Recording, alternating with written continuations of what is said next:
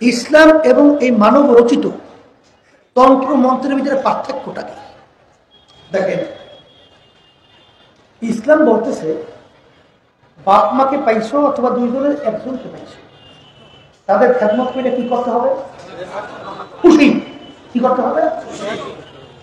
তাই খুশি করতে পারলে বেহেশত কামাই করা যায়।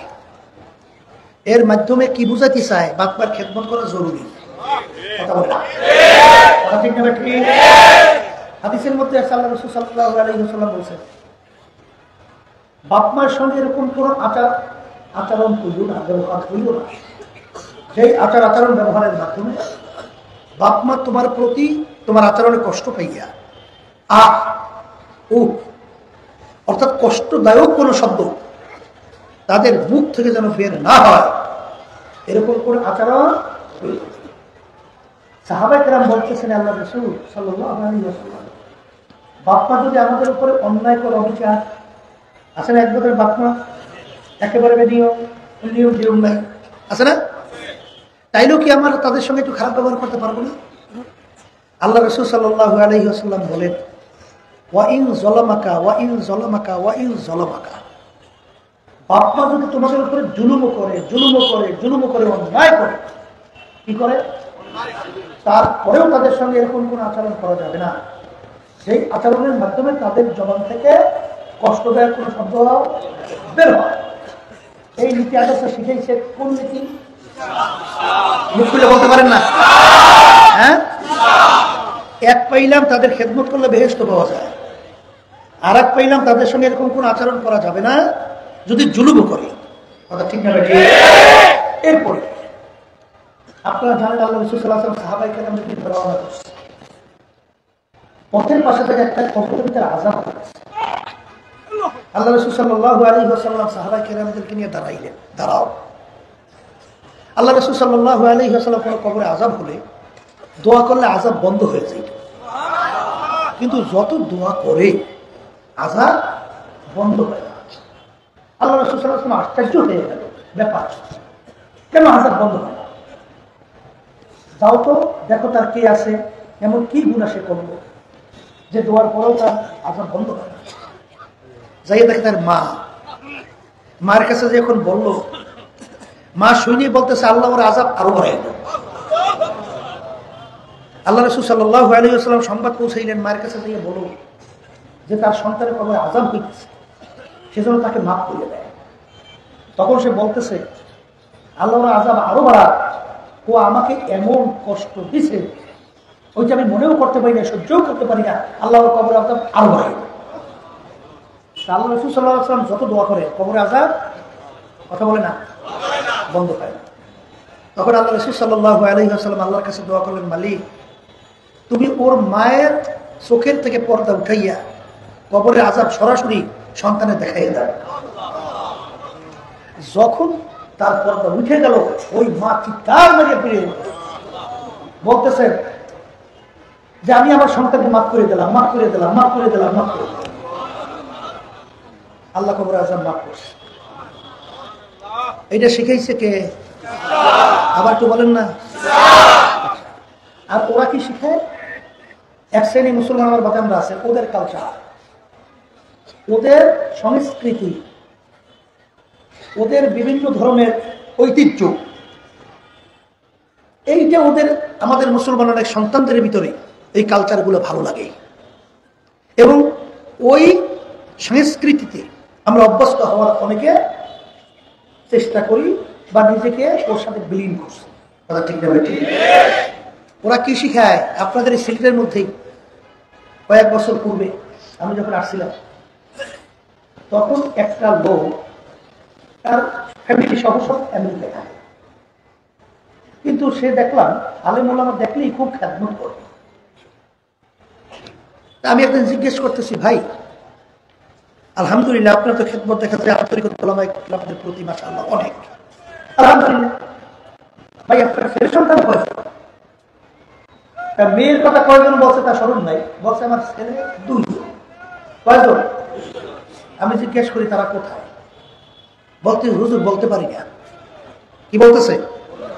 বলতে পারি না। আপনার সন্তান, আপনার ছেলে, আপনি বলতে পারেন না মানি?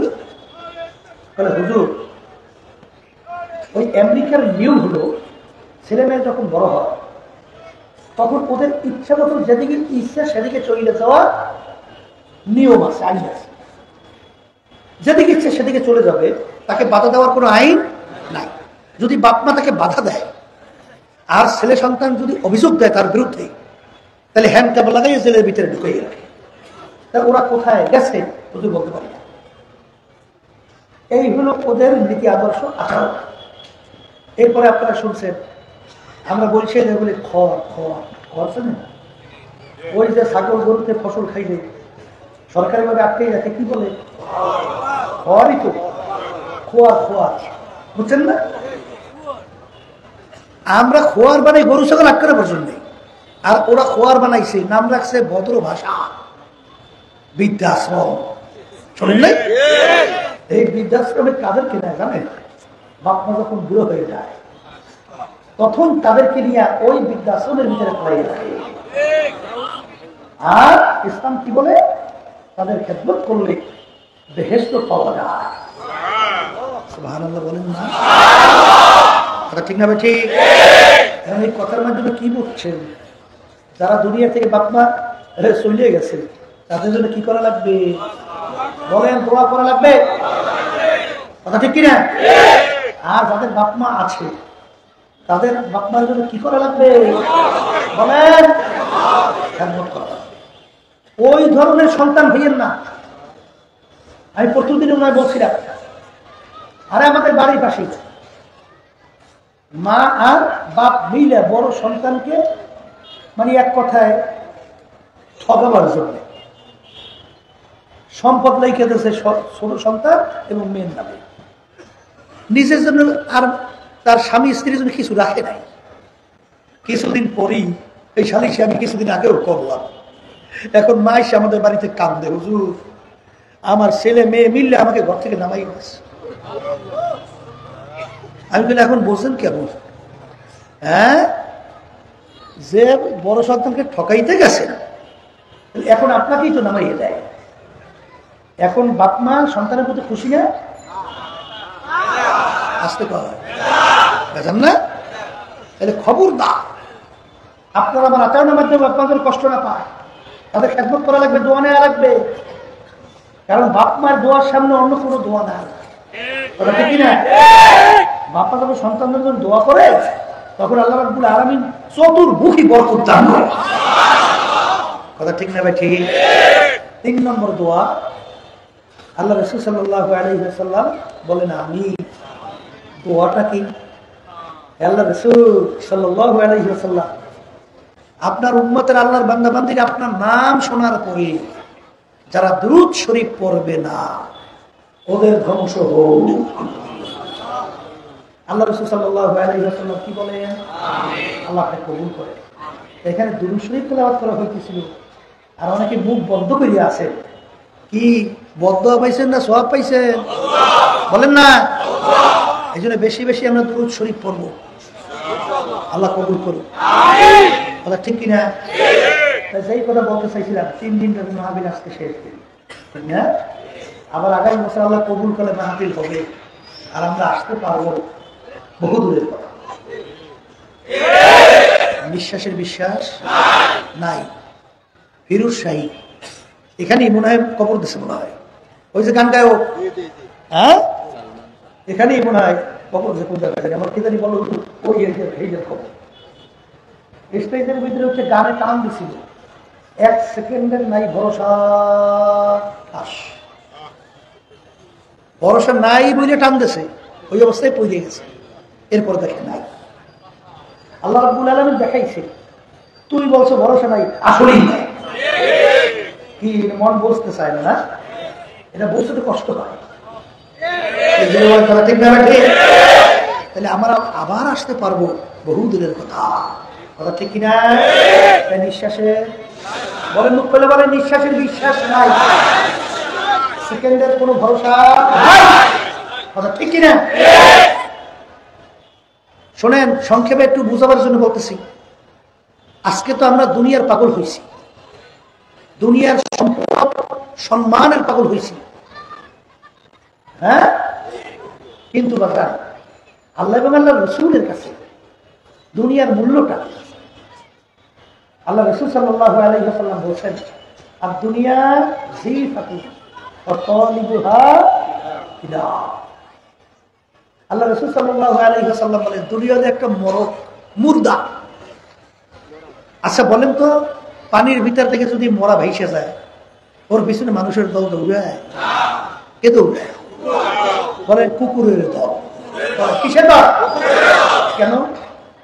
ওই মরক কখন কিনারায় আসবে আর সেইরা খাবে, কিন্তু মানুষের দল ওই মরকের পিছনে দৌড়ায়?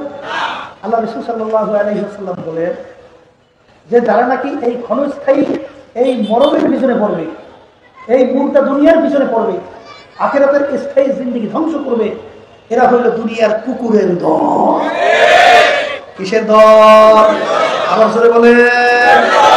আমি বলছি না, আল্লাহ রাসূল সাল্লাল্লাহু আলাইহি ওয়াসাল্লাম বলছেন, এক শ্রেণী আমার বাজান আছে, নামাজও পড়ে, ঘুষও খায়। নাউজুবিল্লাহ বলেন না? এই নাউজুবিল্লাহ আউজুবিল্লাহ বললেন, কথা ঠিক না ভাই? ঠিক। এই এক শ্রেণী বাজানরা আছে, সম্পদ বাড়াবার জন্য সুদের সঙ্গে জড়িত হয়। আচ্ছা না? আমি জিজ্ঞেস করি, আল্লাহ রাসূল সাল্লাল্লাহু আলাইহি ওয়াসাল্লাম কি বলছেন? এই ঘুষ দেউনিয়া, ঘুষ নেউনিয়া, রাশি অল মুত্তাসি কিলাহুমা ফিন্নার। ঘুষ দেওয়া এবং নেওয়া দুটোটা জাহান্নামী। দুটোটা কি? জোরে বলেন। আমি বলছি? কথা বলছি? আমি বলছি? তাহলে আল্লাহ রাসূল বলেন, শুনাই কিছু। ওদিকে নামাজও তো পড়ে, রোজাও তো রাখে, কথা বলেন না? আরে আমাদের তো অনেক জানা আছে, কথা বলেন নাই? তাইলে বুঝা গেল কিসের জন্য এই ঘুষ খায়? বলেন দুনিয়া। কিসের জন্য? আবার সুদ খায় কিসের জন্য? দুনিয়া। কথা ঠিক কিনা? কিন্তু যেই দুনিয়ার পিছনে পড়ছেন, যেই সম্পদের পিছনে, যেই সম্মানের পিছনে, আমার আব্বা রহমাতুল্লাহি আলাইহি একটু উদাহরণ দিয়ে বলতেন, ডাকাতের দলের সর্দার। ডাকাত চেনেন? চেনেন না? বুঝেন তো? ডাকাত, ওদের দলে সর্দার থাকে না? ওর পাওয়ার কি? ওর দলীয় লোক যদি অন্যায় করে, অনেক সময় গুলি করে হয়ে ফেলায়, শাস্তি দেয় বিভিন্ন প্রক্রিয়ায়। এই মাতুব্বরি সরকারি পুলিশের হাতে অ্যারেস্ট হওয়ার আগ পর্যন্ত, যখন পুলিশের হাতে অ্যারেস্ট, যখন ফালাইয়া বুট দিয়ে পালায়, হাড্ডিগুটি ভেঙে ফেলায়, তখন বোঝে সারগিরি আর বাবুগিরি আর সরকারগিরি কোথায়। আজকে যারা দুনিয়ার মাতুব্বর হয়েছে, আমি অমুক সাহেব, আমি অমুক চৌধুরী, আমি অমুক সৈয়দ, আমি তালুকদার, আমি জমিদার, আমি চেয়ারম্যান, আমি মেম্বার, আমি মেয়র, আমি এমপি, আমি মিনিস্টার, আমি শাইখুল হাদিস, আমি মুফতি, আমি মুহাদ্দিস, আমি অমুক শিক্ষিত, আমি অমুক ডক্টরের ডিগ্রি, আমি অমুক সভাপতি, সেক্রেটারি। এইটা সব যে কদিন দুনিয়ার চক্ষু খোলা থাকবে ততক্ষণ চলবে। আর যখন চিন্তার চক্ষু বন্ধ, আসতে বলে সব শেষ না? সব কি শেষ? কি শেষ না? এই জন্য কোন এক কবি বলছিলেন, মস্তে আশেক মস্তে মাশুক বাদশাহ মালে মাস্ত পীরে মস্তে জিরে মস্তে শায়েখে দর আসরারে মাস্ত। দুনিয়ার ভিতরে যত মানুষ বিচার করে সব পাগলের দল। পাগল ছাড়া কেউ আছে? কেউ বা সুন্দরী মেয়ে বিবাহ করার জন্য পাগল আছে না? কেউ বা চেয়ারম্যান, মেম্বার, এমপি, মিনিস্টার হওয়ার জন্য পাগল। কেউ বা সুন্দর গাড়ি বাড়ি করার জন্য পাগল। কেউ বা সেক্রেটারি, সভাপতি হওয়ার জন্য পাগল। কেউ বা পীর, মুফতি, মুহাদ্দিস, শাইখুল হাদিস হওয়ার জন্য পাগল। আর একদল মানুষ দুনিয়া বিচরণ করে, তারাও কিন্তু একদল পাগল। তারা হলো আমার মালিকের পাগল। কি কথা ঠিক বলছি না ভুল বলছি? তাহলে পাগল ছাড়া কেউ আছে? যেই দুনিয়ার পিছনে পড়ছে, এই দুনিয়ার ভিতরে যত সম্পদ, আল্লাহ রাসূল সাল্লাল্লাহু আলাইহি ওয়াসাল্লাম বলেন, আল্লাহর কাছে তার মূল্য কি? তা বারুদাতে, একটা মাছি মশার পাখনার মতো। মাছি মশা চেনেন? সিলেটে তো জবর মশা দেখলাম, অনেক মশা, কি মতো।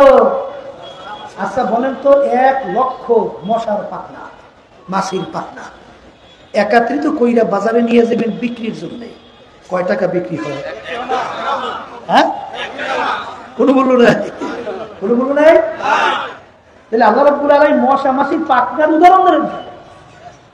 আমার মালিক খালেক, জোরে বলেন, 18,000 কম বেশি মাখলুকাত আল্লাহ সৃষ্টি করছেন। এই ছোট একটা প্রাণী মশা মাছি, তাও তো আমার মালিকের সৃষ্টি।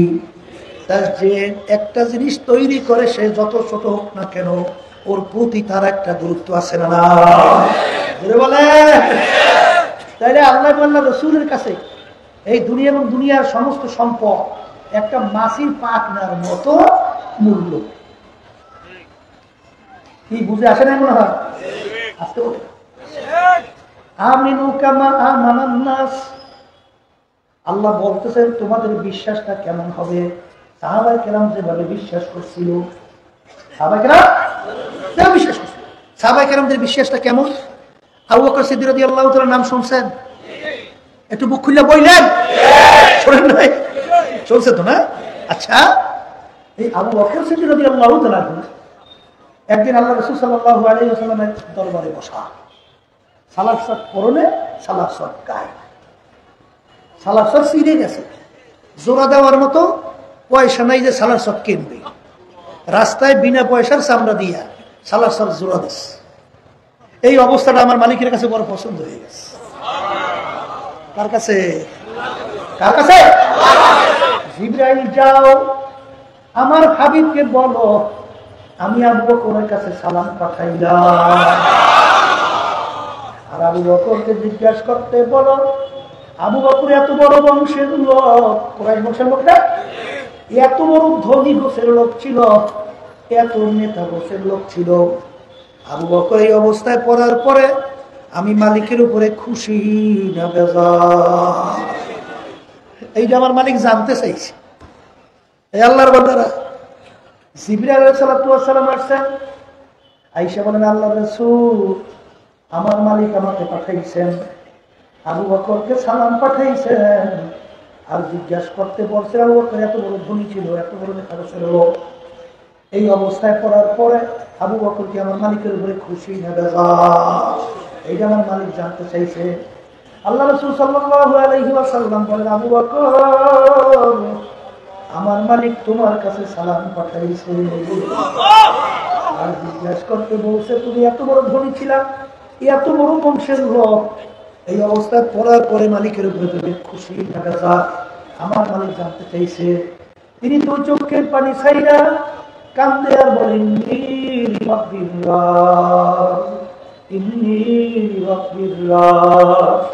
আমি আমার মালিকের উপরে খুশি। সবাই বলেন সুবহানাল্লাহ। এই আল্লাহর বান্দারা, এই আলোচনার মাধ্যমে কি বুঝলেন? তাহলে দুনিয়া কামাই করা এই চলে যাবে না। এইটা বুঝছেন না? এইটা বুঝছেন? কথা বললেন এইটা বুঝছেন না? না, ওসমান গনি রাদিয়াল্লাহু তাআলা আনহু বড় ধনী ছিল না? আসলে বড় ধনী ছিল না? ওসমান গনি ধনী। ওসমান এখন মদিনা শরীফ যাবে, দেখবেন ওসমান গনি রাদিয়াল্লাহু তাআলা বড় বড় মাজরা, বড় বড় বাগান এখনো তার নামে সেখানে আছে। কি কথা ঠিক কিনা? কত বড় ধনী ছিল জানেন? এই আর তার কলমের ভিতরে দুনিয়ার মহব্বতটা কেমন ছিল বুঝাবার জন্য বলছি। আল্লাহ আমার ভিতরে পয়দা করুন, আমার সবাই ভিতরে আল্লাহ পয়দা করুন। আল্লাহু আকবার। বড় ব্যবসায়ী ছিল না ওসমান গনি রাদিয়াল্লাহু তাআলা? মালের বহর আসছে মদিনা শরীফ থেকে প্রায় জুল খোলায় 6-7 কিলোমিটার মালের বহর। এই বিশাল মাল, মালের এত মূল্য, 1 টাকা দাম হয়ে গেছে 4 টাকা। 1 টাকায় এখন ওসমান গনি রাদিয়াল্লাহু তাআলা বলতেছেন যে তোমরা আমার মালের দাম 1 টাকা 4 টাকা বলছো, এর চেয়েও বড় একটা অফার, সুসংবাদ আমার কাছে আছে। 1 টাকায় 10 টাকা, 1 টাকায় এই কথা বললে এত বড় মালের বহর সব আল্লাহর রাস্তা দান করিয়া দিছি। কথা ঠিক কিনা? এই কথার মাধ্যমে আমি আসলে মূলত বোঝাতে চাই, অনেকে মনে করেন হুজুর তাহলে হুজুর দুনিয়া কামাই করা যাবে না। না, নামি গুয়াম কে আগে দুনিয়া জুদাবাস বাহার কর কে বাসিদা খুদাবাস। আমার মালিক তোমাকে আমাকে বলে নাই ঘর বাড়ি বিবি বাচ্চা ব্যবসা বাণিজ্য কৃষি খামার কাজ সব বাদ দিয়া জঙ্গলের মধ্যে যাও, এরপর নিরিবিলি আমার ইবাদত করো। এটা কিন্তু আমার মালিক হুকুম করেন নাই। হুকুম করছেন? বরঞ্চ কিতাবের মধ্যে আসছে যে দুনিয়ার সবকিছু ঠিক রাখবে, সংসার দিয়েও ঠিক থাকবে, বাচ্চা কাচ্চাও ঠিক থাকবে, ব্যবসা বাণিজ্য ঠিক থাকবে, কিন্তু প্রতিটা মুহূর্ত আমার মালিককে বলবে না। ওই বান্দা বান্দির ইবাদত আর যে জঙ্গল থেকে ইবাদত করবে, ওলি হবে, তার 100 জন ওলির মর্তবা মর্যাদা আল্লাহ রাব্বুল আলামিন ওই তাকে দান করবে। শোনেন, আল্লাহ রাব্বুল আলামিন হালাল রিজক কামাই করার ব্যাপারে নির্দেশ করছে না? নির্দেশ কি করছে না? করে নাই? এই কোরআনুল কারীমের আয়াত শুনেন না? ওলামায়ে কেরাম বলেন না, ফাইদা কুদিয়াতিস সালাতু ফান্তাশিরু ফিল আরদ ওয়াবতাগু মিন ফাদলিল্লাহ ওয়াযকুরুল্লাহা কাসীরা। কি বলছে? এখানে নামাজের কথা আল্লাহ রাব্বুল আলামিন উল্লেখ করার পরে এখানে ফা শব্দ আসছে, সুম্মা শব্দ আসে না। ফা আসে কখন? যে মাঝখানে কোনো বিরতি না দিয়া পরের কাজ করো, আর সুম্মা বিলম্ব। এখানে কি শব্দ আসছে? অর্থাৎ নামাজ আদায় করার পরেই আমার মালিক বলতেছেন আর দেরি না, জমিনের মধ্যে নামো। কোথায় নামো? কেন নামবা? হালাল রিজক কামাই করার উদ্দেশ্যে। কি রিজক? বলেন বলেন। আমার নবীর কি শিক্ষা? আমার নবীর শিক্ষা করো না ভিক্ষা, মেহনত করো সবাই। কামাই রোজগারে দাও ইবাদত। বলেন, আবার বলেন। হালাল রিজক কামাই করা কি? আবার বলেন। কিন্তু বড় পীর আব্দুল কাদের জিলানী রাহমাতুল্লাহি আলাইহি নাম শুনছেন? শুনছেন না? তিনি হাদিসের দরজ দিয়েছেন ছাত্ররা সামনে। হঠাৎ একজন এসে বলো, হুজুর মাল সহ আপনার জাহাজ সমুদ্রের ভিতরে তলাইয়া ধ্বংস হয়ে গেছে, ডুবে গেছে। হুজুর শোনার পরে বলে ইন্না লিল্লাহ ওয়া ইন্না ইলাইহি রাজিউন। এরপরে বইলেই চক্ষু বন্ধ করিয়া মাথার একটু নিচের দিকে কিছুক্ষণ নামাইয়া আবার মাথা ধরে উঠেই বলতেছেন, বাবা পড়ো, বাবা পড়ো। ছাত্ররা বলতেছে, হযরত ব্যাপার তো কিছু বুঝলাম না, আপনার জাহাজ মাল সহ সমুদ্রে ডুবে গেছে। শোনার পরে আপনি বলছেন ইন্না লিল্লাহি ওয়া ইন্না ইলাইহি রাজিউন। এরপরে আপনি চক্ষু বন্ধ করে মাথার নিচের দিকে নেই, এবার আমার মাথা উঠাইয়া বলেন পড়ো, ব্যাপার কি? বলতেছে, যখন আমার কাছে সংবাদ আসলো আমার জাহাজ মাল সহ ডুবে গেছে, সুন্নাত হিসাবে আমি বলছি কি ইন্না লিল্লাহি ওয়া ইন্না ইলাইহি রাজিউন। এরপরে আমি চক্ষু বন্ধ কইয়া মাথার নিচে রেখে আমার দিলের দিকে তাকাই দিয়েছি, যে এই যে মাল ডুবে গেছে এতে আমার দিলের ভিতরে কোনো পেরেশানি আসছে কিনা, অস্থিরতা আসছে কিনা। আলহামদুলিল্লাহ আমার দিলের মধ্যে কোনো পেরেশানি অস্থিরতা আসে না। কথা ঠিক কিনা? আর এই এক শ্রেণীর এমন মুরব্বী আমাদের কাছে এসে দোয়া আছে, হুজুর দোয়া করে জমির মামলায় হুজুর জমিটা পাইতেছে, ওদিকে ঠিক মতো হাঁটতেও পারে না। আমি বলি এখনো মামলা চালা, এখনো চালা, এখনো দোয়া আছেন হুজুর জমিন যেন ভাই করবেন কি জমিন দিয়ে? কবরের সম্পদ কি গুছাইছো? জোরে বলেন, কথা ঠিক না? আবার এই কথার মাধ্যমে আবার কেউ মনে করেন না তো হুজুর তাহলে আমি হক বুঝে আদায় করতে পারবো না। কথা কিন্তু এইটা না। শোনেন, আল্লাহ রাসূল সাল্লাল্লাহু আলাইহি ওয়াসাল্লাম তার দরবারে যাইয়া এক অসহায় মানুষ, সে বলতেছে হুজুর আমাকে কিছুটা সহযোগিতা করেন, বড় অসহায়। আল্লাহ রাসূল সাল্লাল্লাহু আলাইহি ওয়াসাল্লামের কাছে সহযোগিতা করার মতো কোনো মাল নাই। আল্লাহ নবী বলছেন ওমরের কাছে যাও।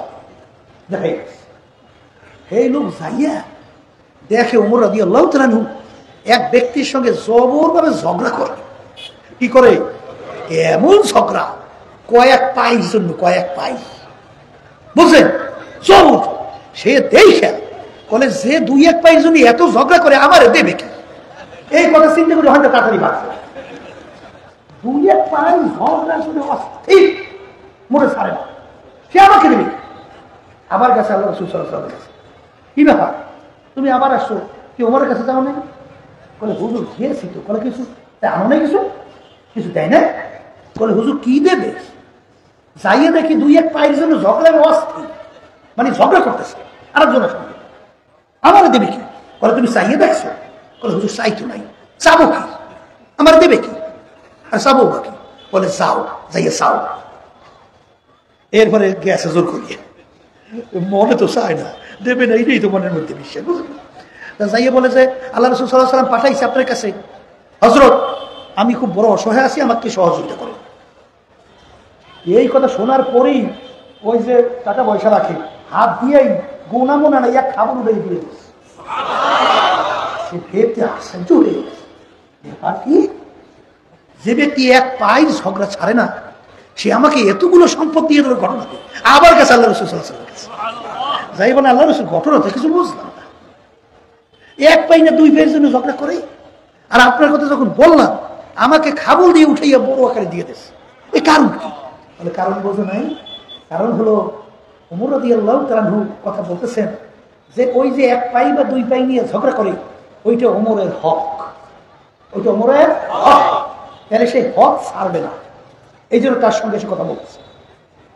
আর তোমার ব্যাপারে সহযোগিতা, এটা তো আল্লাহর হুকুম পালন করছে, তাই দান করিয়ে দিচ্ছে।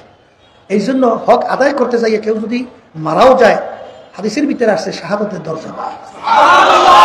এখন এই কথার মাধ্যমে আবার ওই যে বুঝছেন না, আমি বলছি উদাহরণ ওইটা যে ঠিক মতো নামাজ নাই, রোজা নাই, ইবাদত নাই, কিন্তু খালি সম্পদ সম্পদ, টাকা টাকা টাকা টাকা, এইটা হচ্ছে দুনিয়া। আসতে বলতে বুঝাইতে পারলাম কিনা জানি না, পারছি? আলহামদুলিল্লাহ, আল্লাহ কবুল করুন।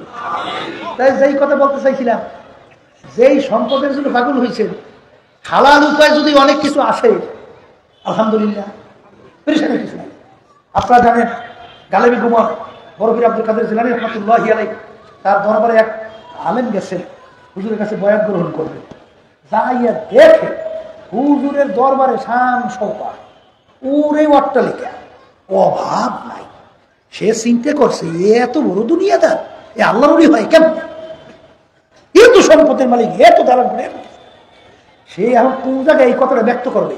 কেন যদি কোনো জায়গায় ব্যক্ত করে, হয়তো বা কোনো কেন্দ্র মনে খাওয়া লাগে, আমরা বরিশালে কই কেন্দ্র, মানে বিনা বিনা দেওয়া কেউ যদি দেয়, এই জন্য যাইয়া হয়তো বা গোপনে অথবা বাথরুমের ওই ভিতরে দেওয়ালের মধ্যে লিখে আছে, নামার 10কে দুনিয়ার দুস্তে না, এইটা লিখে ধুইয়া এসে বসছে। আসার পরে আর একজন হুজুরের ভক্ত হয়তো বা গেছে, যাইয়া দেখে ওই মিশ্রা লেখা, পরের মিশ্রা নাই।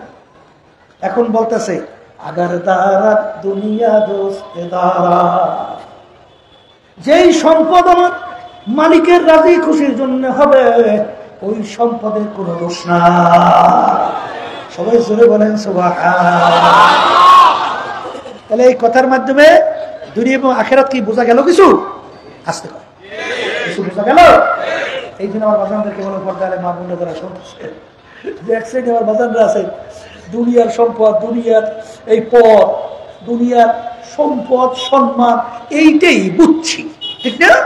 এক শ্রেণী বাজানরা আছে, যদি তো সম্মান না করে, ওরে সর্বনাশ, মেজাজ আমাকে সম্মান করলো না, আছে না নাই? এক শ্রেণীর আছে, আমাকে বলতো হুজুর বয়ান করে, এবার ওই জন্য নিজের টাকা দিয়ে এইবার ই রাখে, কি জানি প্রচার মাধ্যম, বুঝলেন নাই? মিডিয়া মিডিয়া মিডিয়া রাইখা নিজে পয়সা দিয়ে মিডিয়া দিয়ে ইয়ে সরায়। ও বয়ান করছে কিসের জন্য? দুনিয়ার জন্য না আল্লাহর জন্য? কিসের জন্য? হ্যাঁ, ওরে কপাল রে কপাল। সেদিন গিয়ে বলতেছে, হুজুর দেখে আমি এক জায়গায় তাই আজান দিতে আছে, এখন ওই আজানটা প্রচারের জন্য ওই আবার লোকজন ফিট করিয়া হ্যাঁ মোবাইল দিয়ে দিছে, আমার আজানটা একটু প্রচার করিস। কি কিসের জন্য আছে কয় হ্যাঁ কিসের জন্য এই এক শ্রেণী মন পাগল আছে না নাই আমার আব্বাজান রহমাতুল্লাহ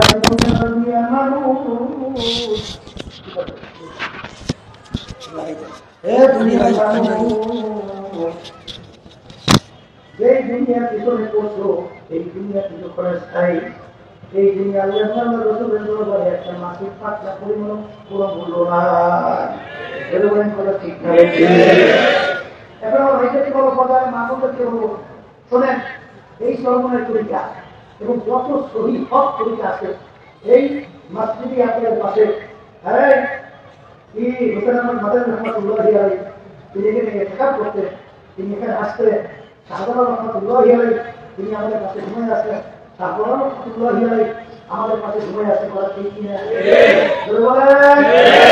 ঠিক না এদের কাছে দুনিয়ার কোন মূল্য ছিল হ্যাঁ কোন মূল্য ছিল না কিন্তু তোমার আমার কাছে এখন 1000 টাকা 5000 টাকা এই দেওয়ার পরেই ইমান পর্যন্ত বিক্রি করতে চিন্তা করে না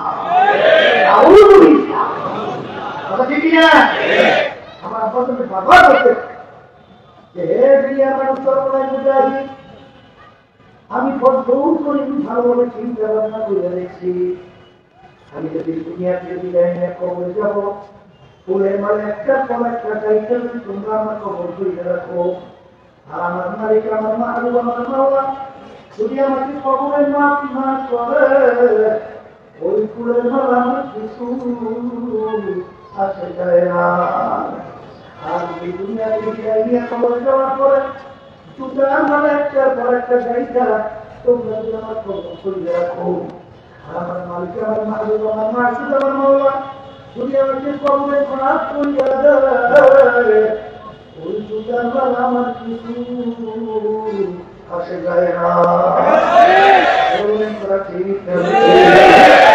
এই জন্য ভাইদেরকে বলবো বাজারের মানুষদেরকে বলবো বাজার দুনিয়াতে যখন স্থায়ী আখিরাত স্থায়ী দুনিয়া কেমন ক্ষণস্থায়ী নিঃশ্বাসের বিশ্বাস 60 সেকেন্ডের কোন ক্ষমতা নাই আখিরাত কেমন স্থায়ী যার শুরু আছে কোনদিন শেষ নাই ওই যার শুরু আছে কোনদিন শেষ নাই দুনিয়ার ভিতরে এমন কোন জাতি যেমন করে না এই জাতি পরকাল বিশ্বাস করে না হিন্দুরা পরকাল বিশ্বাস করে কি করে না মুখুজা বললেন যদি ওরা পরকাল বিশ্বাস না করতো পূজাটা কেন করে খ্রিস্টানরা পরকাল বিশ্বাস করে কি করে না যদি নাই করতো ধর্মীয় নিয়ম কেন পালন করে এমনিয়া করে কি করে না অন্য বিচারিয়া করে কি করে না আমরা মুসলমান আমরা পরকাল বিশ্বাস করি কিন্তু বাচ্চাদেরকে বলবো দুনিয়ার ভিতরে একমাত্র একটাই জাতি মুসলমান জাতি চ্যালেঞ্জের মাধ্যমে মুখ করে বলা আমি করি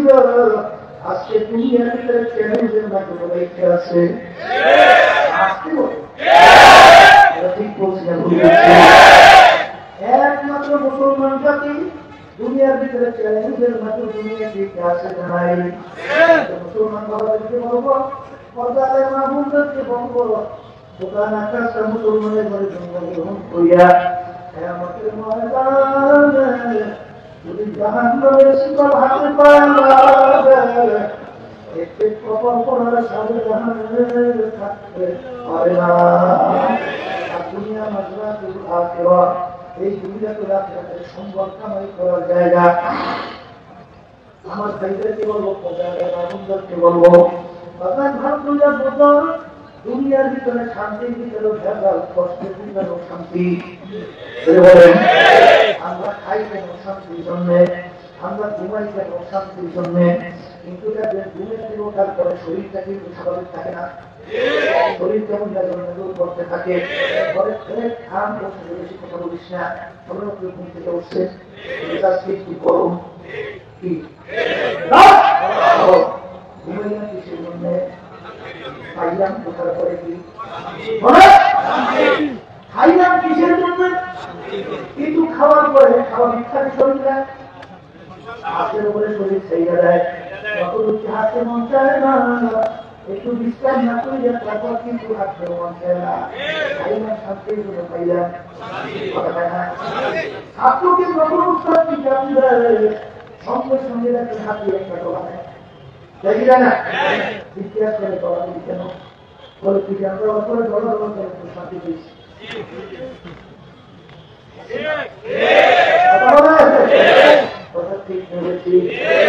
দুনিয়ার পাবো আজকে দুনিয়ার যে শেষ করে যদি পরে অনেক সময় চেহারা বিবরণ হয়ে যায়, খুব সুস্থ হয় না। ঠিকমতো খাওয়া নাই, ঠিকমতো ঘুম নাই, ব্যাপার কি তোমার চেহারা বিবরণ শুনেন নাই? আমি কেসের মধ্যে বসছি বলে তাকে কি হয়েছে বলে জেল হওয়ার সম্ভাবনা বলে জেল হওয়ার সম্ভাবনা। তোমার জেলের ভিতরে খাইতেও দেয়, শুইতেও দেয়, এখন তো সাংবিক জেল পাতা চলে হয় না বিভিন্ন কায়দা গেলে তারপরে এত চিন্তা কেন বলে সব ঠিক আছে, খাওয়া ঠিক আছে, কিন্তু স্বাধীন ভাবে চলা যায় না। দুনিয়ার শান্তির মধ্যেও ভেজাল, অশান্তির মধ্যেও ভেজাল, দুনিয়ার শাস্তি জেলখানার মধ্যেও কিন্তু বিভিন্ন কারণে শিখু আছে না নাই। খবরের চাকরি আমার মালিক তোমার আমার জন্য এমন শান্তির জায়গা যেহেতু বানাইছে।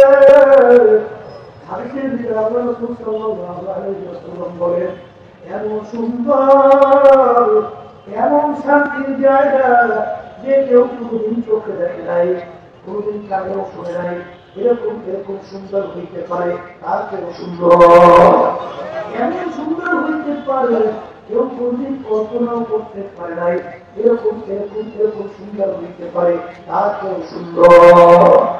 আল্লাহ রাসূল বলেন ওই দেশের ভিতরে একবার জাতি ঢুকানো হবে, আর কোনদিন করা হবে না। আল্লাহ আমার জন্য আমাদের সবাই কবুল করে না। আমার মালিক শাস্তির জায়গা বানাইছে জেলখানা, তার নাম হলো জাহান্নাম। জেলখানার ব্যাপারে আল্লাহ রাসূল বলেন এত শাস্তি, এত কঠিন, এত ভয়াবহ যে কোনদিন কেউ শুনে নাই, কেউ কোনদিন দেখে নাই, কেউ কোনদিন মনে পরিকল্পনা হয় নাই। এরকম এরকম আলাপ শাস্তি হইতে পারে, আর কেউ কঠিন। এখন আমার বাগানদেরকে বলবো, পর্দাকে বলবো, এই চর্মনার মাহফিল আজকে শেষ বৈঠক কিসের জন্য মাহফিল করা হইল? এই মাহফিল করার একটা উদ্দেশ্য যেটা আমাদের ময়দান এই জিন্দগি শুরু হবে, কোনদিন শেষ হবে না। আখিরাতের জিন্দগি ওই জাহান্নাম থেকে বাঁচবো, কিন্তু স্থায়ী শান্তির জায়গা বেহেশতের ভিতরে ঢুকবো। বলে বলে করা ঠিক ভাবে ছিল। আচ্ছা এই উদ্দেশ্যে আসেন না মনে হলো ঠিক আছে, হ্যাঁ এই উদ্দেশ্য এই তো, এই উদ্দেশ্য তো আল্লাহ আপনি কবুল করে না। যদি বেহেশতে চাইতে চান, জাহান্নাম থেকে যদি বাঁচতে চান, আমার মালিক কোরআনুল কারীমের মধ্যে আপনাকে আমাকে শর্ত লেগে গেছেন, দুইটা কাজ করা লাগবে, তাই তোমরা জান্নাতুল ফেরদাউসে যেতে পারবা। ওটা কাজ মুখে বলে দুইটা। এক নম্বর হলো ঈমান আনা লাগবে, বলেন দুই নম্বর হলো এক আমল করা লাগবে। বলছেন আমি আল্লাহ, আমি আল্লাহ, ওটা কাজ এক নম্বর। দুই নম্বর আলহামদুলিল্লাহ আমরা এখানে যারা আছি সবাই তো খুশি, আপনার সবাই ইমানদার আলহামদুলিল্লাহ, ভালো না? কিন্তু এই কথা মনে রাখা রাখবে, আল্লাহ রাসূল সাল্লাল্লাহু আলাইহি ওয়াসাল্লাম বলেন অনেক নামাজি নামাজ পড়ে ওর ভিতরে ঈমান নাই। নামাজি নামাজ পড়ি না, আল্লাহ কোরআনের কোরআন মধ্যে বলেন হাওয়াইলুল লিল মুসাল্লিন, নামাজের জন্য জাহান্নাম।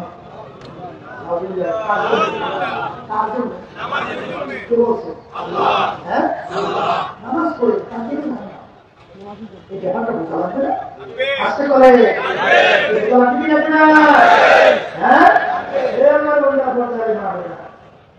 সেই ঈমান তোমাকে বেহেশতে দেবে, জাহান্নাম থেকে বাঁচাবে। সেই ঈমানটা হইতে হবে নির্ভেজাল সত্য। কি হওয়া লাগবে? আল্লাহ রাসূল বলেন আপনি দিনটা ইয়াকফিকা আমার অনুকরি তোমার ইমান যদি নির্ভর হয় অল্প আমল ন্যাক করবো তো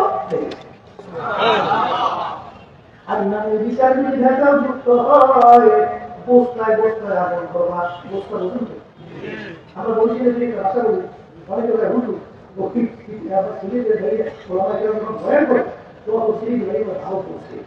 আর আমরা বয়ান করে বলে নাই কিন্তু উপরে দিয়ে আমরা বোঝা যায় হ্যাঁ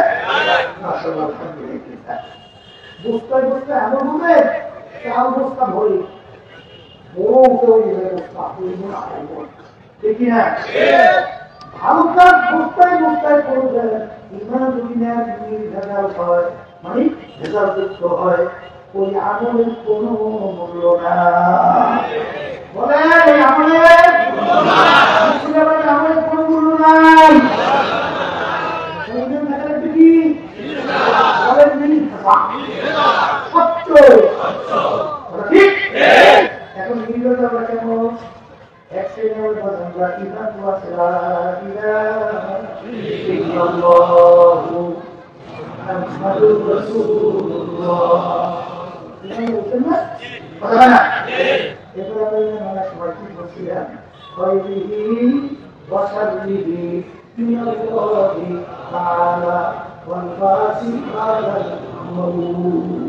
কি বলছে বলে ভালো মন্দের মালিক বলে খুলে বলে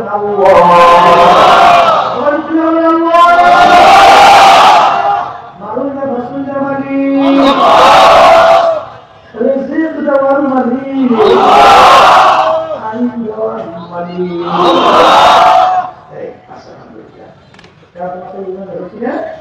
এক শ্রেণী আমার বাজার নামাজ পড়ে ক্লাস করে সাহায্য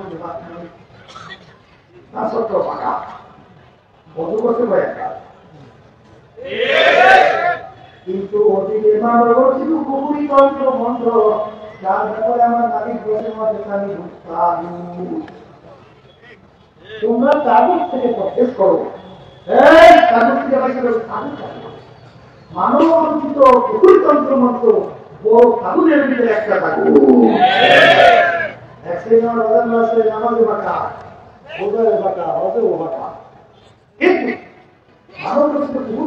বর্তমানে বাংলাদেশ কষ্ট হয় আমার মন খারাপ করেছে আমার মনে এই সঙ্গে আছি ভালো লাগুক বয়ান করে বয়ানের সাথে কি বল আমার হালালি না আমাদের দায়িত্ব তোমাদের কাছে পৌঁছানো মানুষ না ওটাই তো আল্লাহ শুরু আল্লাহ কি বলছে হেলবি আপনি ইচ্ছা করবি কাউকে ত্যাগ করতে পারবেন না এটাকে নয় আমি ভালো বানাচ্ছি যদি আপনি শাসার ঘাসে ভালো দলের ঘাসে এত সহযোগিতা করছে ভালো রসুলকে আছে এটা তো মানিকে সেই কথা বলতে চাইছিলাম যে আমি থেকে প্রবেশ করি কিন্তু একশিমের কথা না নতুনের কথাও রাখে কিন্তু বর্তমানে বাংলাদেশে প্রচলিত গণতন্ত্র প্রধানমন্ত্রী একজন প্রেসিডেন্ট আমেরিকা এই থিওরি ছিল government of the people by the people for the people এক কথা তিনি বোঝায় সমস্ত সংসার মানুষ কিন্তু আছে আমাদের দায়িত্ব রয়ে গেল বিভিন্ন সময়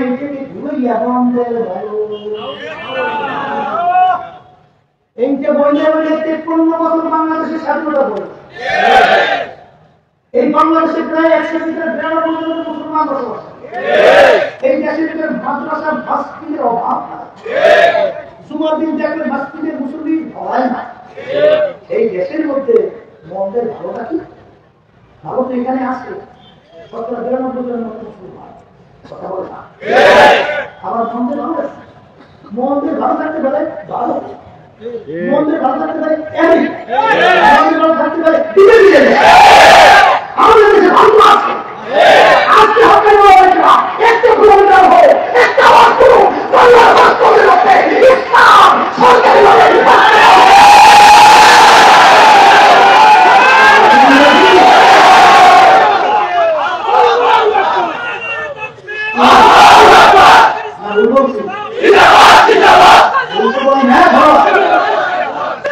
বলছি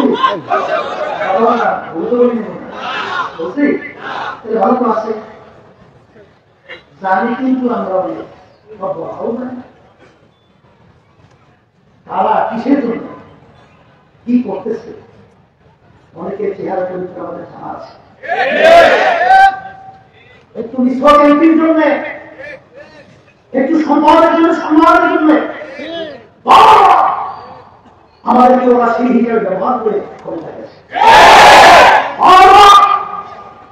আমাদেরকে ওর রাস্তা হিসেবে ব্যবহার করেছে। ওর রাস্তা বোঝেন?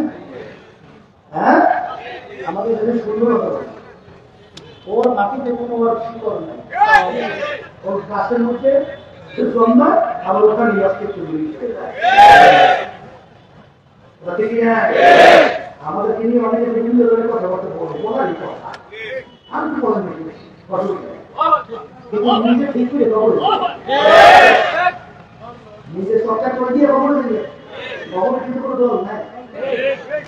আর জিজ্ঞাসা করার জন্য চল নাই না জামাতের লোক কিনা, না দুনিয়া দেখি না, না অমুকটা মুসলিম দেখি না, এই প্রশ্ন খবর হবে না, তাও বলেন না কোন জায়গায় খবরের প্রশ্ন কয়টা? 1 নম্বর প্রশ্ন মানবতা, 2 নম্বর অনাদিকা, 3 নম্বর অনাদিকা। এই 3 প্রশ্নের মধ্যে কোথায় কিন্তু নাই তুমি চলো নাই আছে আছে আছে কথা পরিষ্কার। আমার আপনাদের রহমাতুল্লাহ আলাইহি দিয়ে তো আমরা কাল থেকে দেখছি তো এইগুলো বলছে পরে ঘরে ঘরে বাড়ে কথা বলে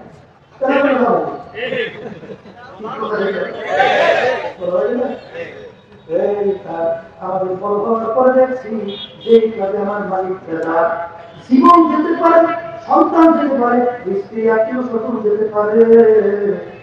এই বাংলা তাদেরকে তাকে পরিষ্কার দেখছে আমরা জঙ্গল তুলে খেতে বেড়া হয়, সেই কাজে সেই পথে হাঁটাতে পারে না। উদাহরণ বহুত আছে,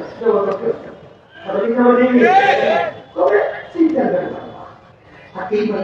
করে না চিন্তা ইসলামে আমরা বাংলাদেশ আমরা এই গড়া 1987 সাল কিন্তু এখন পর্যন্ত আমাদের দলের প্রতিগুলো হাত পাখা ওটা কি মানে কেমন কি যাওয়া দান করছে মালিকে পুজো ভালো করে থাকে 53 বছর বাংলাদেশ স্বাধীন হওয়া পরে তারা দেশ পরিচালনা করছে, শান্তি একেবারে বেহস্ত সব করেছে। কি পেয়েছে? অশান্তি আগুন ধাউ ধাউ করে সর্বাত্মক হচ্ছে। আমরা এই অশান্তি আগুন জীবনের জন্য, আগুন জীবনের জন্য, ঠান্ডা করার জন্য এখন তো হাত থাকে বাতাস এই বাতাস দিয়া বাংলা জড়িয়ে দিতে অশান্তি আগুন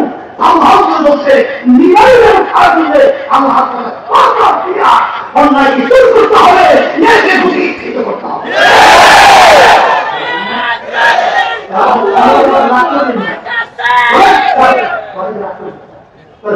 শান্তি প্রতি আমাদের আছে না, এটা অশান্তি আমরা এখন পর্যন্ত আমাদের এই প্রতি একটা এমপিও কি আমাদের শোষণ রেখেছে?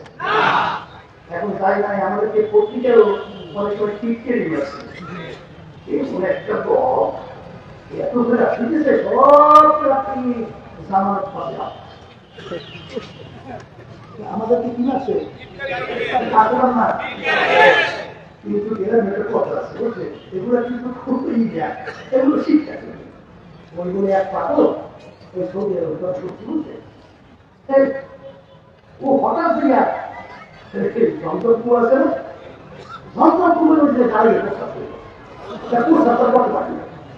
এর ভিতরে মনে ঢোল দিয়া তারপরে সুপার মারা বলাই দিয়ে এই উঠে এখন ভুল হয় পাগল একটু হাসে ওকে ওই যেটা কিন্তু এত কত মানুষ করতেছে আপনি হাসতেছেন এটা আমাদের উদ্দেশ্য এই হাসির উদ্দেশ্য বলে আমার উদ্দেশ্যের লোকজন আমরা কিছু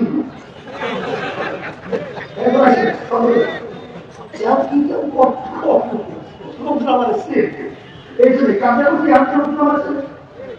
আমরা ইসলামী আমরা বাংলাদেশে আমরা কি সেজন্য রাজনীতি করি ওই ভাগের এত বলতে আমাদেরকে কিনতে ইসলামী আমরা বাংলাদেশে আমরা করি ইবাদতের উদ্দেশ্যে নট এমপি নট মন্ত্রী নট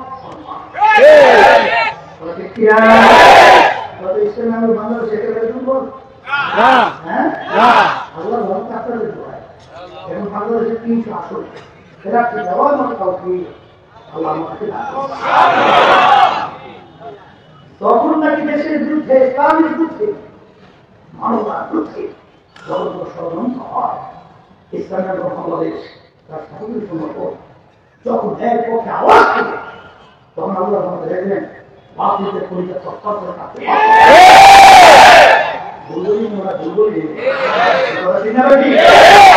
বুঝলেন না এই যে জুলাই পাঁচই আগস্ট যে গ্যাসিস পুলিশ দেশ থেকে সরাইছে না আমি ইচ্ছা করে আমি যে বাজারটা দেব যেটা করবি তুই আর ওই যেটা একবার দল করে আমি শুরু করবো শুরু করবো আমার মা করে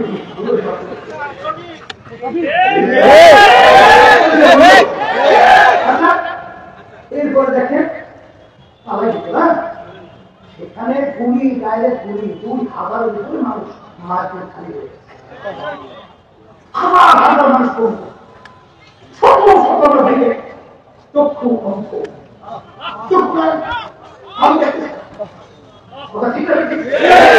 সেই অবস্থায় বাংলাদেশের কোন রাজনৈতিক দল তাদের ব্যানার নিয়ে পরিচয় নিয়ে রাষ্ট্রদের প্রকাশে কেউ মানে না আমার জানা নাই আমি দেখি আমি যখন ঢাকায় বসা ইসলামী আন্দোলন বাংলাদেশ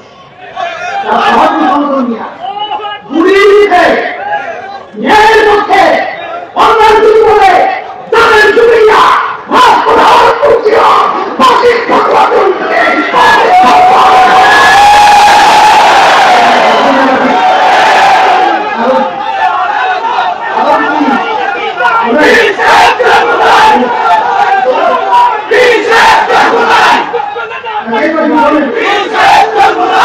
আমাদের কি এখন আমাদের কি তাদের মায়া নাই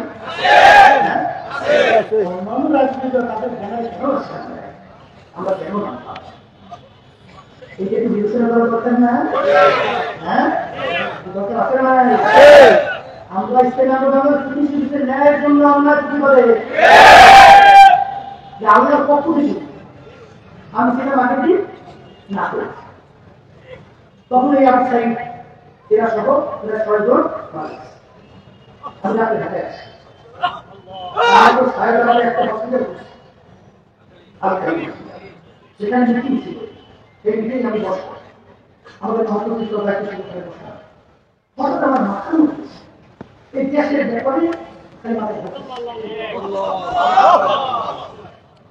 হঠাৎ আমি মহাত্মা বললাম যে তরিক আমার কথা বলে মধ্যে সাবেলা একটা জরুরি মিটিং আছে আমি আসছি মহাসভা যারাই যাই দেখি এখানে দৌড়ে ঘুরে আসছে আমি সবাই কথা বলতে আপনার সাথে কষ্ট আছে এরপরে আমি পক্ষে বললাম যে ইসলামী আন্দোলন প্রতিষ্ঠিত ন্যায়ের সামনে অন্যায় ন্যায়ের পক্ষে এখন দেশের অবস্থা করছে আমাদের ভবিষ্যৎ প্রধানমন্ত্রী নিজাম নিজের ছেড়ে তুলতে অন্যায় পাই এরকম পাখির মতো ভুল করে রাস্তায় খাওয়া যাবে আর আমরা বসে বসে সেটা দেখবো এটা দেখতে পাবে না প্রোগ্রাম করে ঢাকায় প্রোগ্রাম করে আবার জুলাই সাড়ে 10 প্রোগ্রাম তখন ওই যে সাহিত্য মুখের উত্তর দিয়েছে এই বক্তব্য দিচ্ছিলাম কেন আসছে নিজে বলছি না আমার ছেলের দিকে কেন বলতো আচ্ছা এরপরে আলহামদুলিল্লাহ এই ন্যায় দিলাম ভঙ্গ করিয়া আল্লাহ রহমতে আমাদের বক্তব্য আমার ছোট ভাই আবু ভাই সহ আর ভাইয়া সহ সবাই কিন্তু সেখানে গিয়ে ওদের সাথে আমরা জানাইছি ওদের আন্দোলনের ন্যায় পক্ষে মত প্রকাশ তখন অন্য রাজনৈতিক দল নামতে পারছে কেন পারে এটা কিন্তু বিবেচনা করা লাগবে ঠিক না? এই যে 24 জানুয়ারি 2026 জানুয়ারি জাতীয় নির্বাচন হলো না মনে করছে সরকার আমাদের সঙ্গে যোগাযোগ করে না প্রধানমন্ত্রী আমাদেরকে নেওয়ার জন্য কি করছিলেন আমি তখন আমাদেরকে এমনকি বিরোধীদের বানাবার জন্য কিন্তু প্রস্তাব ছিল কথা বলে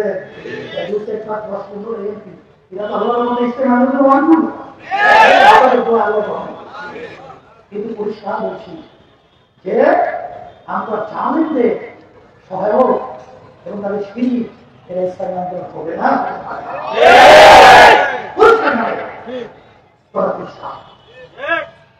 আমরা চাইছি চিন্তা ভাবনা করছি আমরা চাইছি বারবার আমাদের 15 বছর মধ্যে ব্যবহার করছে কিন্তু ইসলাম নামক গাছটা মজবুত হয়ে যায় ওর অস্তিত্ব তৈরি হয় না ইসলাম নামক বাংলাদেশ আমার চাই ইসলাম নামক গাছটা আমরা শরীরের মধ্যে বড় পিছিয়ে শক্তিশালী হয়ে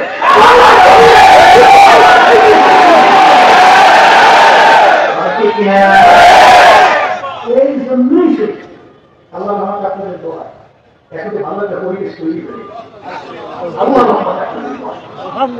আমাদের সর্বস্তরী লোকগুলো আছে তাদের সঙ্গে আমাদের যোগাযোগ চলছে এবং কিন্তু তাদের সঙ্গে আলহামদুলিল্লাহ আমরা একমত হয়েও জাতীয়ভাবে আমরা পক্ষে এটা সিদ্ধান্ত ঘোষণা করতে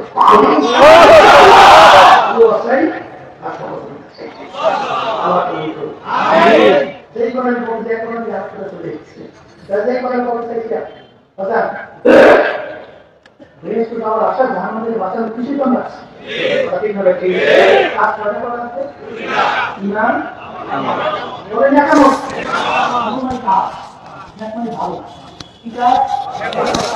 এখন আমার বাঁচানোর বলবো এই ইমান নিয়ে ভেসা সত্য ঠিক না এখন ভেজাল না তৈরি করার জন্য এবং আমার আগ্রহ বাড়াবার জন্য এই যে পরীক্ষা শুনে আমাদের সর্বদায় পরীক্ষা না হলো পরীক্ষা এই পরীক্ষার 5টা অনুষদ আল্লাহ টুকুরা আপনারা আমাদের বলে রেখে গেছেন যারা ঠিকমতো পালন করবে আমার দাদা আমি বিষয়ে বলছি যে আল্লাহ করবেন শয়তানের দুনিয়া তোমাদেরকে গুনার কাজের কাছেও নিতে পারবে না বলেন তারা ঠিক কিনা যখন 1 নম্বর অনুষদ সকাল সন্ধ্যায় বসে আমরা যেতে করি لا إله إلا الله أمانة من الله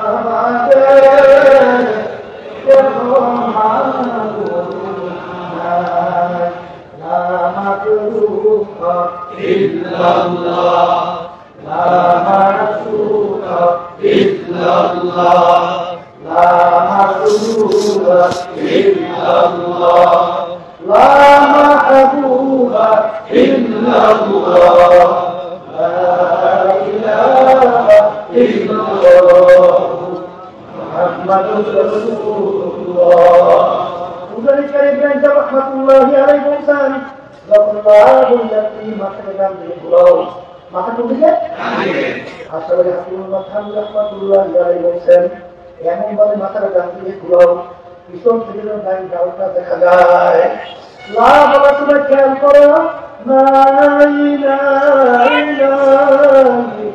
আমার পীরের গরম নাই আমার মুক্তির গরম নাই আমার ক্ষমতার গরম নাই টাকার গরম নাই বংশের গরম নাই শিক্ষার গরম নাই সম্পদের গরম নাই বলের গরম নাই নাই নাই নাই আল্লাহ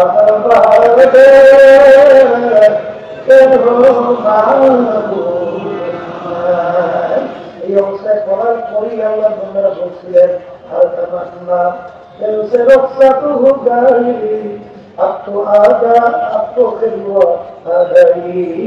আমার মালিক তুমি একটু আবার পড়াতে একটু দেখো আমার খবরটা সেই একেবারে সমস্ত দায়িত্ব খালি করিয়া করেছি এখন মায়া তুমি একটু আমার খবরের মধ্যে আসো তখন তুমি বেঁচে নিয়েছি লা ইলাহা ইল্লাল্লাহ কেরামতে আল্লাহ আল্লাহর ফজলে সমস্ত কাহিনীগুলো দূর করে ঈমান মজবুত হইতে থাকবে।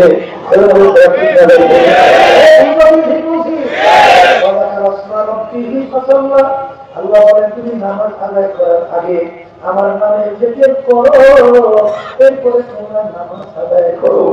আমার মালিকের নামে জিকির কি? আল্লাহ আল্লাহ আল্লাহ আল্লাহ আল্লাহ আল্লাহ আল্লাহ আল্লাহ আল্লাহ আল্লাহ আল্লাহ। এইভাবে যখন বন্ধবান্ধব চেষ্টা করে একজন বাজার তাদের আগুন ম্যাচ করা সহজ হয়ে যায়। বলছি না ঠিক বলছি না? কেন সহজ হয় না? সহজ হয় না? পরীক্ষা করে দেখো আমাদের চোখের পানি ছিল না, কিন্তু চোখের পানি ছাড়া জাহান্নামের আগুন তো ঠান্ডাও হবে না। তখন তার চোখের ভিতরে পানি আসতে থাকে, আর মানুষের কাছে লাভ চাইতে থাকে, আস্তে আস্তে আস্তে আস্তে নরম হইতে থাকে। ঠিক না জিকির কিন্তু আমার হুকুম না, কোন মোল্লামৌলভী, কোন পীরের হুকুম, কোন তরিকার হুকুম না। জিকিরের হুকুম করছেন আল্লাহ এবং আল্লাহর রাসূল। বলে বলেন কথা ঠিক কিনা? বিশ্ব ইমানকে মজবুত করা লাগবে, নেক আমল বাড়ানো লাগবে।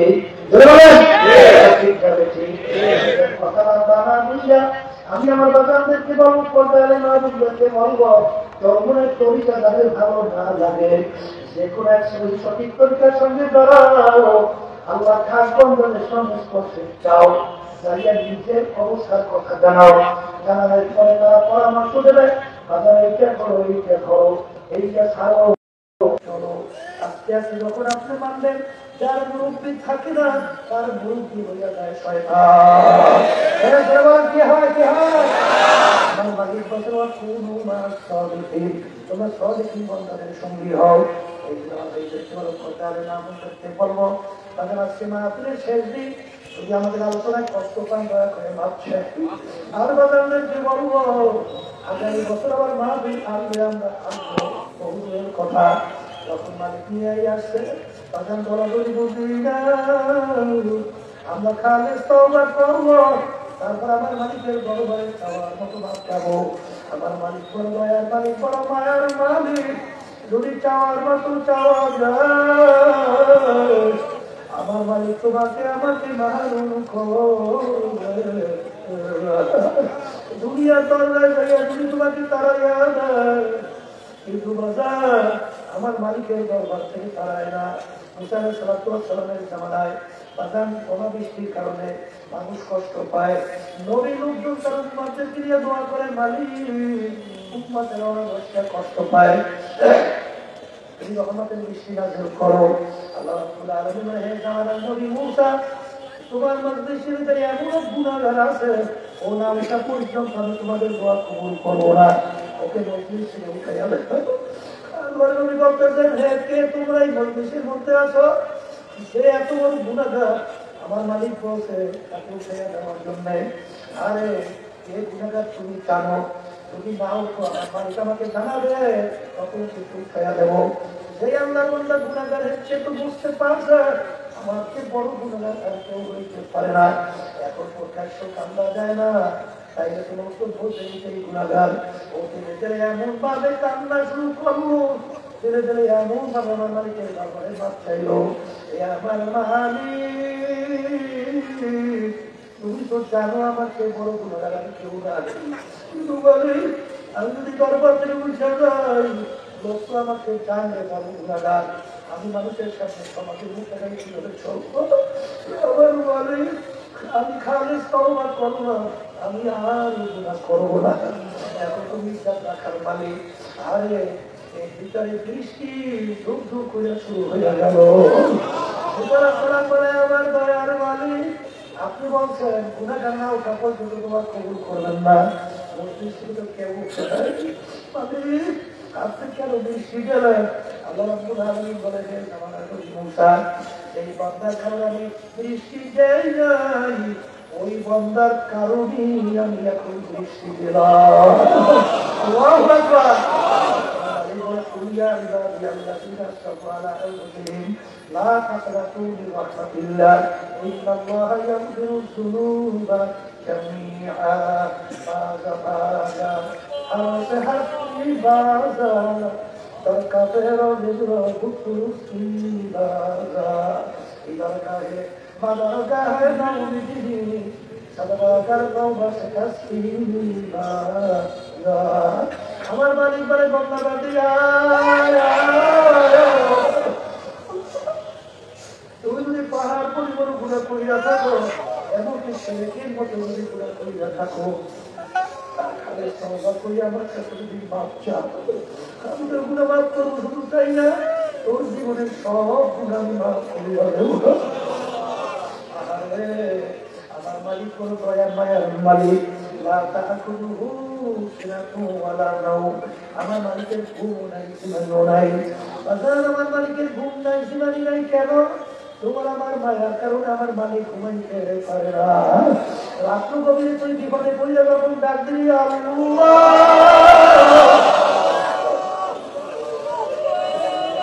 ওই সময় যদি আমি ঘুমাইয়া থাকি তখন তোর ডাকে সারা দিবে তোর মায়ায় আমাকে ঘুমাইতে দেয় আমাকে আল্লাহ বলে ডাক দিবে সঙ্গে সঙ্গে আমি তোর ডাকে সারা দেবো রাস্তা তুলে রাখো দাদা এসে আমার বাদাম দেখতে পাবো পটারে নাম দেখতে পাবো আমার মালিক কেমন বাজার মালিক তখন মা তুলে নিয়ে আসছে দিলটাকে নরম করলে গুনার কথা মনে করলে মালিকের জগৎ একটু কান্দো বাচ্চা পুরা বয়সে হয়ে পড়লো আমি যে গুণা করছি জাহান্নাম ছাড়া আমার কোনো উপায় নাই আমার তওবা করা লাগবে আলেমের কাছে যাওয়া লাগবে আমার দুনিয়া থেকে খবরে যাওয়া লাগবে বান্দারা ওনার কাছে আলেমের বাড়িতে যাবে পথের মধ্যে বান্দা হায়াত বান্দা পথের ভিতরে মারা গেল জাহান্নামের ফেরেশতা আসছে তাকে জাহান্নামের রূপ নেওয়ার জন্য এসে ফেরেশতা আসছে রূপ এসে নেওয়ার জন্য এসে ফেরেশতা বলে বান্দা কি দোষ বান্দাকে তওবা করার জন্য রওনা করছে পথের হায়াত শেষ বান্দার কি দোষ রূহ তো আমরা পাবো আর জাহান্নামের ফেরেশতা বলে বান্দা তো এখন পর্যন্ত তওবা করতে পারে নাই রূহ আমরা পাবো। আল্লাহ রাব্বুল আলামিন জমিন ফেরেশতাদেরকে বলে ফেরেশতারা জমিন মাইটা দেখো বান্দা যেখানে মারা গেল এখান থেকে আলেমের বাড়ি কাছে না তার বাড়ি কাছে যদি তার বাড়ি কাছে হয় আলেমের বাড়ি দূরে হয় রূহ নিয়ে যাবে জাহান্নামের ফেরেশতা আলেমের বাড়ি কাছে হয় তার বাড়ি দূরে হয় রূহ নিয়ে যাবে ফেরেশতা বান্দা যেখানে মারা গেল সেখান থেকে তার বাড়ি ছিল কাছে আলেমের বাড়ি দূরে আমার মালিক কেমন দয়ার মালিক আমার বাড়ি জমিকে হুকুম করবো আমার বন্দার জন্য আলেমের বাড়ি কাছে হইয়া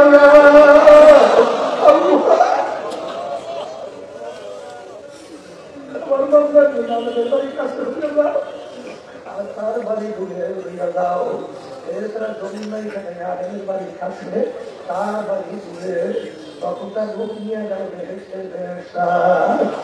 বাবাদেরকে বলবো সরকারের মানুষদেরকে বলবো তাদের পিছনে পূজা জীবন শেষ করলাম কোন সম্পদ কোন সম্মান কোন বাড়ি কোন গাড়ির পিছনে পড়লাম কোন ছেলে সন্তান স্ত্রী স্বামীর পিছনে পড়লাম কোন বন্ধু বান্ধবের পিছনে পড়লাম কোন নেতার পিছনে পড়লাম ওই চিন্তা করো সেদিন ছিল করে চক্ষু বন্ধ সেদিন সারা কাপড় দিয়া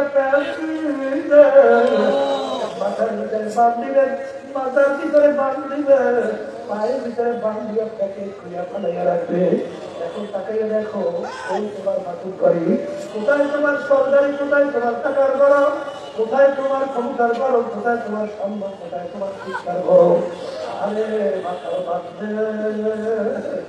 বুঝা গেল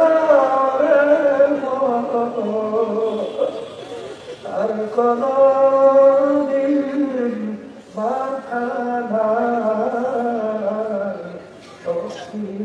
না বুঝা গেল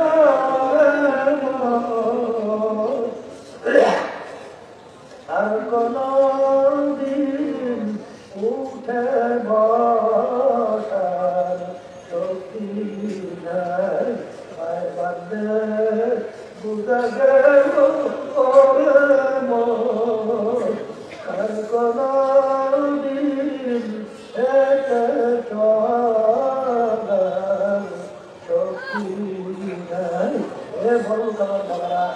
ক্ষমতা সম্পন্ন আমার বাবারা, এ ধনী আমার বাবারা, এ বংশ আমার বাবারা, এ শিক্ষিত আমার বাবারা, পর্দায় মা বোনেরা, ওই দিন রাত্রির জন্য অপেক্ষায় থাকো। এই কবর তোমার আমার জন্য অপেক্ষা করতেছে। ওই কবর তো বাসি না, ওই কবর তো সাথীও, কবরে বিছানাও নাই, কবরে বালিশ নাই। আব্দুল করিম এই রহিলা খাতুন কবর থেকে কাটতে তৈরি। আনা বাইতুল ওয়াহদা, আনা বাইতুল সুলমা, আনা বাইতুল সুল। এ আব্দুল করিম, এ রহিমা খাতুন, আমি একাকির ঘর, আমি অন্ধকারের ঘর, আমি পোকামাকড়ের ঘর। আমি ঘরে যাইতে হবে, যেই ঘর নাই বাকি, এমন ঘরে থাকতে হবে, যেই ঘরে নাই বাকি। আল্লাহুম্মা আমিন। ঘরে নেওয়া হাত উঠা,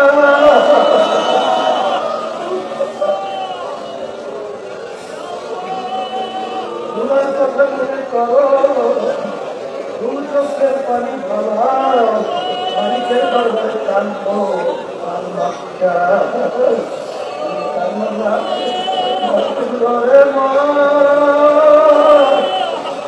ঘরে দাঁড়িয়ে নতুন বউ হইয়া গেছিল, কত লোকে শরবত খাওয়াইল, কত লোকে বাতাস করলো। এই ঘরে দরকার দিয়ে মরা না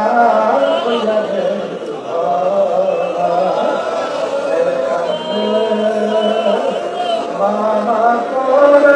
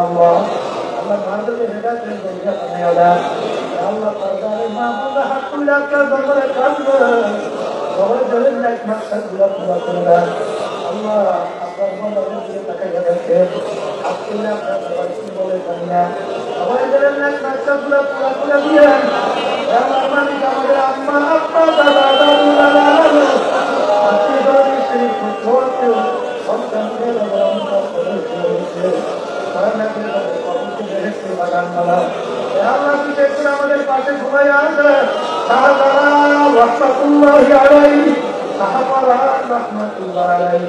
আল্লাহ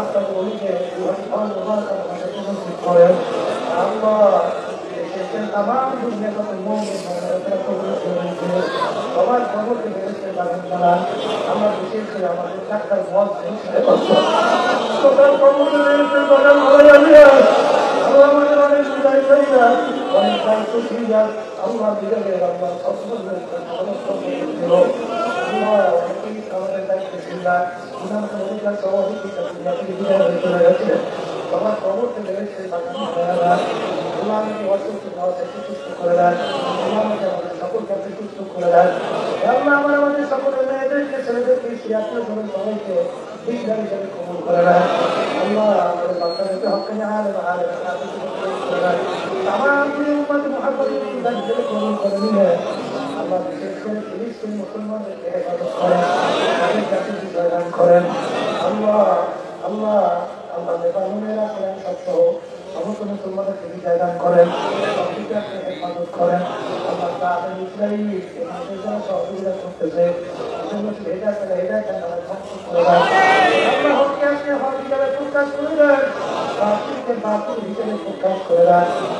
সবাইকে হকের পক্ষে থাকার তৌফিক দান করেন মুসলমান অবস্থা দিয়ে তার জন্য সরকারের কাজ দিয়ে سلام على المرسلين والحمد لله رب العالمين